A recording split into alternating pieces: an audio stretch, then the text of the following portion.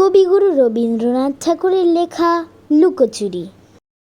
আমি যদি দুষ্টুমি করে চাপার গাছে চাপা হয়ে ফুটি, ভোরের বেলা মাগো ডালের উপরে কচি পাতায় করি লুটোপুটি, তবে তুমি আমার কাছে হারো।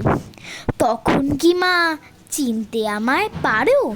তুমি ডাকো খোকা কোথায় ওরে, আমি শুধু হাসি চুপটি করে।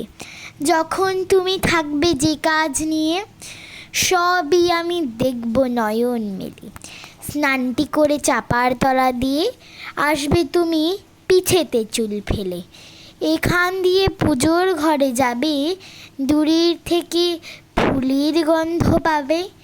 তখন তুমি বুঝতে পারবে না সে তোমার খোকার গায়ের গন্ধ আসে।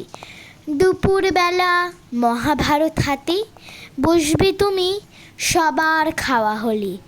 গাছের ছায়া ঘরের জানালাতে পড়বে এসে তোমার পিঠে কোলে।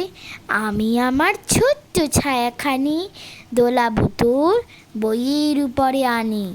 তখন তুমি বুঝতে পারবে না সে তোমার চোখে খোকার ছায়া ভাসে। সন্ধ্যাবেলা প্রদীপখানি জেলে যখন তুমি যাবে গোয়াল ঘরে, তখন আমি ফুলের খেলা খেলে টুপ করে মা পড়বো ভুঁইয়া ঝরে।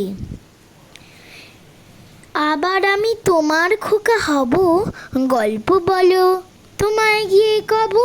তুমি বলবে দুষ্টু ছিলি কথা, আমি বলবো না সে কথা। ধন্যবাদ।